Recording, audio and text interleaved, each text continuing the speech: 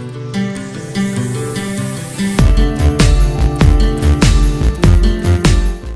Everyone, I am Aman Khan and welcome to law aid by Aman. So अभी हमारा चल रहा है लॉ ऑफ टॉर्ट्स और आज का हमारा टॉपिक है rule of strict liability and absolute liability. तो इससे पहले हमने पढ़ा था नेग्लिजेंस, जिसमें डिफेंडेंट की ड्यूटी होती थी प्लेंटिफ की तरफ, जिसको उसने ब्रीच करा और उसकी वजह से प्लेंटिफ को नुकसान हुआ। Then we moved on to contributory negligence, जिसमें प्लेंटिफ और डिफेंडेंट दोनों की नेग्लिजेंस की वजह से प्लेंटिफ को नुकसान होता था। इन दोनों ही चीजों में नेग्लिजेंस होती थी डिफेंडेंट की, yes, but what if defendant was not negligent, he was careful enough, he observed the care that was needed in that particular act, तब भी plaintiff को नुकसान हुआ, तब क्या होगा? तब भी क्या डिफेंडेंट लायबल होगा अगर वो नेग्लिजेंट नहीं है और अगर वो पूरी केयर ऑब्जर्व कर रहा है? Yes, here comes rule of strict liability and rule of absolute liability, in which a person can be held liable although he was not negligent and he observed the care that was needed, that would have been observed by a reasonable prudent man in those given circumstances. Yes, so quickly let's move on to strict liability and absolute liability. तो strict liability आया था Rollin versus Fletcher के case में and absolute liability आया था MC Mehta versus Union of India के case में। Rollin versus Fletcher में जो स्ट्रिक्ट लायबिलिटी आया था, एब्सोल्यूट लायबिलिटी उसका और स्ट्रिक्ट सेंस था। Let's discuss strict liability, that is Rylands versus Fletcher. Strict liability basically ये कहता है कि अगर एक डिफेंडेंट अपने लैंड का, अगर एक पर्सन अपने लैंड का अननेचुरल यूज कर रहा है, अननेचुरल मतलब जो नॉर्मल उसका यूज है उससे अलग हट के कोई यूज कर रहा है, और वो पर्टिकुलर चीज जो वो स्टोर कर रहा है उस पर्टिकुलर लैंड पे वो एस्केप कर जाती है, भले ही वो नेग्लिजेंट नहीं था, भले ही उसने कंप्लीट केयर ऑब्जर्व करी, तब भी वो लाइबल होगा। इसमें हम केस देख रहे हैं रॉलिन वर्सेस फ्लेचर का। तो रॉलिन वर्सेस फ्लेचर आया था 1868 में। इसको हम ब्रीफ में समझते हैं। जो डिफेंडेंट था उसने एक रिजर्वायर कंस्ट्रक्ट करवाया था अपने लैंड पे by an independent contractor, alright. लेकिन उस पर्टिकुलर लैंड पे हिस्टोरिकल माइन थी, ओके, माइन शैफ्ट्स थी, जो कि जिसका डिफेंडेंट को नॉलेज नहीं था। Although he was careful enough और उसने वो काम इंडिपेंडेंट कॉन्ट्रैक्टर से करवाया, according to him was well versed with what he was doing and well experienced in what he was doing, तब भी जो ये माइन शैफ्ट्स थी उनको डिटेक्ट नहीं कर पाया और उसने उन माइन शैफ्ट्स को ब्लॉक नहीं करा ना। जब उस रिजर्वायर में वाटर भरा तो उन माइन शैफ्ट से होते हुए प्लेंटिफ की जो कोल माइन थी उसमें घुस गया, जो कि एडजॉइनिंग लैंड में थी ना। डिफेंडेंट को ये चीज पता नहीं थी और वो नेग्लिजेंट नहीं था, प्लस उसने वो इंडिपेंडेंट कॉन्ट्रैक्टर से करवाया था। इन सारे रीजंस के बावजूद भी डिफेंडेंट वाज हेल्ड लायबल। तो इसमें आया स्ट्रिक्ट लायबिलिटी का रूल दैट सेज अगर एक पर्सन अपने पर्पस के लिए अपने लैंड पे कोई ऐसी चीज रख रहा है, कोई ऐसी चीज स्टोर कर रहा है जो अगर एस्केप हुई तो बहुत नुकसान पहुंचाएगी, और वो एस्केप हो गई, तो वो particular person will be held liable even though he was neither negligent nor careless at the time of storing that particular thing. ठीक है, इससे फर्क नहीं पड़ता कि आप नेग्लिजेंट थे या केयरलेस थे या नहीं। आप नेग्लिजेंट नहीं थे ना, you were completely careful, still अगर वो एस्केप कर गई चीज तो you will be held liable for the damage. Yes, तो यहां से हमें निकल के आते हैं तीन एसेंशियल्स। पहली चीज डेंजरस थिंग, दूसरा एस्केप, तीसरा non natural use of land. पहला है डेंजरस थिंग, मतलब वो जो पर्टिकुलर चीज है जो आपने स्टोर करी है, that must have been dangerous enough to cause trouble to the adjacent land और द प्लेंटिफ, ओके। अगर वो चीज एस्केप हो गई तो वो किसी को परेशानी पहुंचाएगी। It should have been a dangerous thing. Dangerous thing हो सकता है गैस, फ्यूम्स और एनी केमिकल और एक्सप्लोजिव, ये सारी चीजें डेंजरस थिंग में आती हैं, जो अगर एस्केप हो गई आपके लैंड से तो सामने वालों को प्रॉब्लम हो सकती है।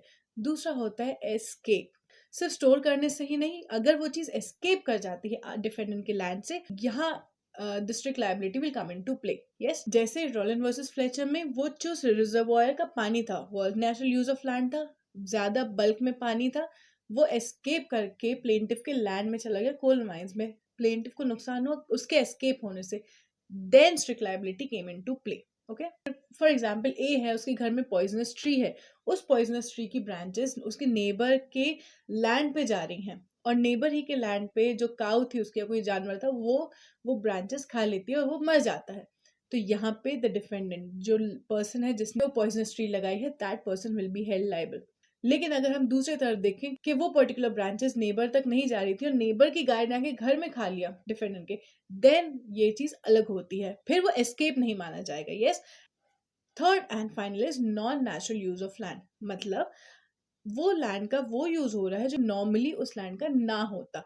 ठीक है, फॉर एग्जाम्पल एक एग्रीकल्चरल लैंड पे आप खेती कर रहे हैं, कुछ उगा रहे हैं, that is natural use of land. लेकिन अगर वहीं आप रिजर्वायर बना लेते हैं, वहीं आप कोई सी ऐसी फैक्ट्री डाल लेते हैं जिसमें डेंजरस एक्सप्लोजिव आप बना रहे हैं, then that is unnatural use of land. So for strict liability to come into play, it has to be a non-natural use of land. जैसे रॉलिन वर्सेस फ्लेचर में अगर वो थोड़ा सा ही पानी इकट्ठा करता तो फिर वो नॉन नेचुरल नहीं होता, but it was a reservoir जिसमें बल्क में पानी था, ज्यादा क्वांटिटी में पानी था, इसलिए that was non natural use of land.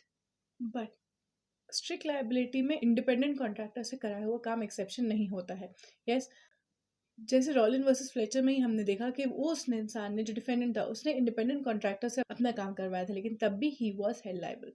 But exceptions are there, namely first plaintiff's own default, second act of God, third consent of the plaintiff, fourth act of third party, and the last statutory authority. हम first देखते हैं प्लेंटिफ्स own fault.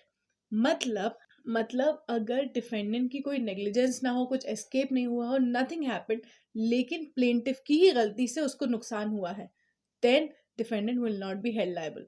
For example in the case of Hunting versus Noakes, ये case है 1849 का। इस case में जो plaintiff का घोड़ा था वो डिफेंडेंट के एरिया में घुस जाता है, डिफेंडेंट के प्रीमाइसेस में घुस जाता है और वहां लगी हुई जो पॉइजनस ट्री होती है वो खा लेता है। Yes, consequently it dies. यहाँ पे defendant was not held liable क्योंकि एस्केप नहीं हुआ था, डेंजरस चीज उसके ही प्रेमाइसिस में थी, प्लेंटिफ के ही जानवर ने आके डिफेंडेंट के प्रेमाइसिस में आके वो खाया, जिसकी वजह से the particular horse died. Yes, तो एक घोड़े का इंट्रूजन था, इसमें डिफेंडेंट की कोई गलती नहीं थी, that is why the Rollin versus Fletcher did not apply in this case and the defendant was not held liable. तो मतलब अगर प्लेंटिफ की गलती होती है, प्लेंटिफ खुद इंट्रूड करता है उस पर्टिकुलर डेंजरस चीज के आसपास और उसको लग जाती है, then defendant can not be held liable. Second हमारा आता है act of God. Act of God मतलब है the play was of unnatural circumstances and it is considered a defense against Rollin versus Fletcher rule, that is strict liability. Yes, इसमें हम case देखते हैं Nicholas versus मास्लिन का। इस case में defendant जो होता है वो एक आर्टिफिशियल लेक क्रिएट करता है। यस, यहाँ पे एक टाइम पे एक्स्ट्रा ऑर्डिनरी रेनफॉल होती है, जरूरत से ज्यादा होती है और ह्यूमन मेमोरी में उससे ज्यादा बारिश कभी याद ही नहीं थी। इस वजह से जो लेक होता है वो टूट जाता है, जो आर्टिफिशियल लेक उसने बनाया होता है वो टूट जाता है और पानी बहने लगता है, जिसके वजह से जो प्लेंटिफ के ब्रिज होते हैं वो बह जाते हैं। यहाँ पे there was no negligence on the part of the defendant and it was held, और यहाँ rule of strict liability that is Rylands versus Fletcher would not come into play. क्यों? क्योंकि ये जो केस था ये एक्ट ऑफ गॉड था। यहाँ पे बारिश जो हुई थी वो ऐसी हुई थी जो पहले कभी नहीं हुई थी, एक्स्ट्रा ऑर्डिनरी रेनफॉल हुई थी, it was not an ordinary circumstances, it was held to be an act of God and the defendant was not held liable. Yes, third है consent of the plaintiff. Consent of the plaintiff मतलब जब plaintiff ने खुद consent दी है defendant को उसके land का unnatural use करने के लिए, तो फिर defendant can not be held liable. Yes, ये जो कंसेंट होती है ये इम्प्लाइड होती है, जहां पे कॉमन बेनिफिट होता है दोनों ही प्लेंटिफ का और डिफेंडेंट। फॉर एग्जाम्पल एक के ऊपर एक घर बने हैं और एक घर के ऊपर पानी स्टोर हो रहा है, जो प्लेंटिफ को भी बेनिफिट कर रहा है और डिफेंडेंट को भी बेनिफिट कर रहा है। अब अगर पानी लीक हो जाता है, प्लेंटिफ का घर फ्लड हो जाता है, तो यहाँ पे प्लेंटिफ डिफेंडेंट को नहीं लायबल ठहरा सकता। क्यों? क्योंकि वो जो पानी था वो दोनों को ही बेनिफिट कर रहा था और ये इम्प्लाइड कंसेंट थी प्लेंटिफ की भी to carry on the unnatural use of land जो कि डिफेंडेंट कर रहा था। यस, ये है केस कास्टर वर्सेस टेलर का, जो कि है 1871 का। इसमें जो प्लेंटिफ था उसको ग्राउंड फ्लोर मिला हुआ था एक बिल्डिंग का और डिफेंडेंट को उसके ऊपर वाला फ्लोर, और ऊपर वाले फ्लोर पे डिफेंडेंट के फ्लोर पे जो था, डिफेंडेंट ने वाटर स्टोर करके रखा हुआ था जो कि प्लेंटिफ और डिफेंडेंट दोनों को ही बेनिफिट कर रहा था। यहाँ पे डिफेंडेंट की नेग्लिजेंस के बिना ही जो फ्लोर होता है जहाँ पानी स्टोर किया होता है वो लीक होने लगता है और जो प्लेंटिफ के गुड्स होते हैं ऑन द ग्राउंड फ्लोर वो डैमेज हो जाता है। यस, यहाँ पे जो वाटर स्टोर किया गया था वो प्लेंटिफ और डिफेंडेंट दोनों के लिए ही करा गया था and there was an implied consent on the part of plaintiff to use that particular land that way, इसलिए the defendant was not held liable. Fourth is act of third party. अगर जो harm है वो किसी stranger की वजह से हुआ है जो ना ही डिफेंडेंट था, ना ही डिफेंडेंट का सर्वेंट था, ना ही उस पर्टिकुलर डिफेंडेंट को उस पर्टिकुलर स्ट्रेंजर के ऊपर कोई भी कंट्रोल था, तो डिफेंडेंट जो है वो लाइबल नहीं ठहराया जा सकता। इन the case of box versus JAP, ये केस है 1879 का। इस केस में जो डिफेंडेंट ने अपना लैंड पे रिजर्वायर बनाया था वो ओवरफ्लो हो गया था by the act of a stranger. Yes, उसने जो ड्रेन था वो ब्लॉक कर दिया था, जिसके वजह से डिफेंडेंट का रिजर्वायर ओवरफ्लो हुआ। यहाँ पे defendant was not held liable. क्यों?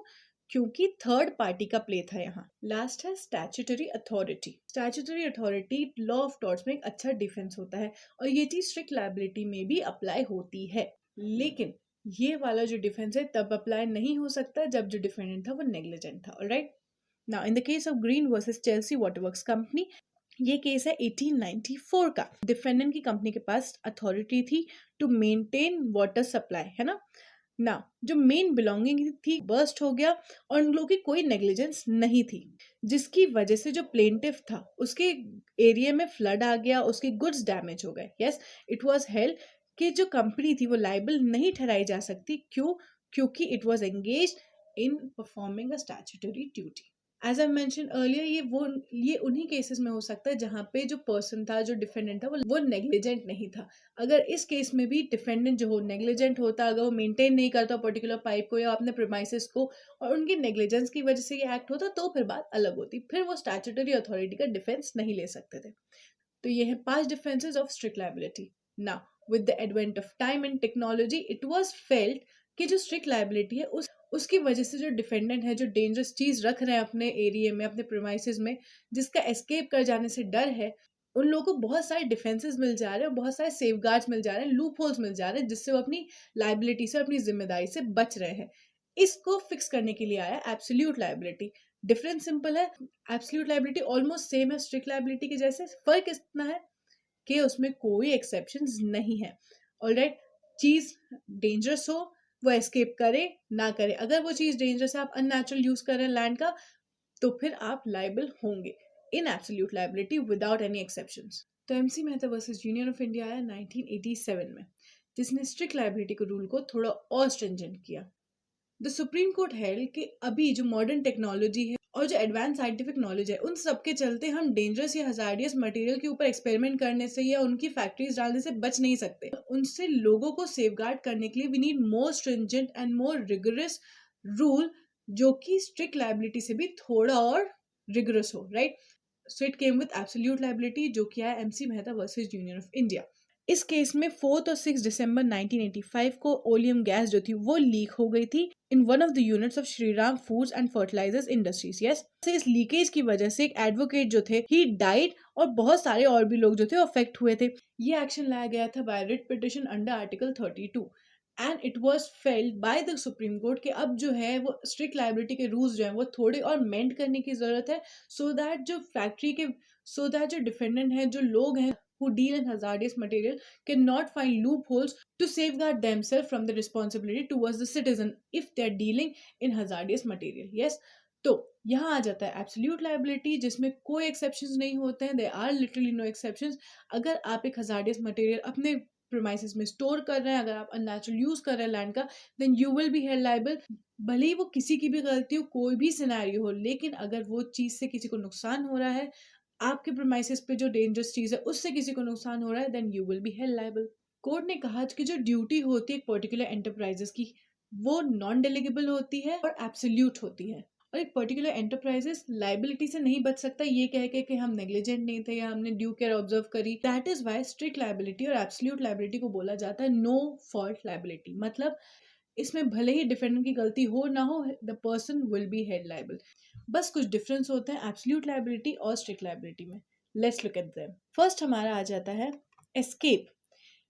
इन the case of strict liability, escape is an essential point. ठीक है, अगर स्ट्रिक्ट लायबिलिटी एस्टैब्लिश करना है तो एस्केप होना जरूरी है। मतलब जो आपका लैंड है उसमें जो डेंजरस चीज है जो आप स्टोर करे हुए हैं, वो उसका एस्केप होना जरूरी है। लेकिन ये जो पर्टिकुलर एसेंशियल है वो एब्सोल्यूट लायबिलिटी में जरूरी नहीं है। मतलब वो एस्केप हो ना हो, अगर उसको प्लेंटिफ, अगर उस पर्टिकुलर डेंजरस सब्सटेंस से प्लेंटिफ को नुकसान हुआ है, तो फिर the defendant will be held liable. दूसरा, यहाँ पे कंपनसेशन कैसे एस्टैब्लिश किया जाता है। इन the case of strict liability जो कंपनसेशन होता है वो डैमेज कितना हुआ है इस पे डिपेंड करता है। लेकिन इन the case of absolute liability एक पर्टिकुलर क्या कैपेबिलिटी है, कितना वो कॉम्पनसेट कर सकता है अपने विक्टिम को, इस चीज पे डिपेंड करता है उसका कॉम्पनसेशन कितना होगा। थर्ड इज, जैसे स्ट्रिक्ट लायबिलिटी में एक्सेप्शंस हैं जिसकी वजह से जो डिफेंडेंट है वो बच सकता है। एक्ट ऑफ गॉड हो गया, प्लेंटिफ्स ओन फॉल्ट हो गया, स्टैट्यूटरी अथॉरिटी हो गई।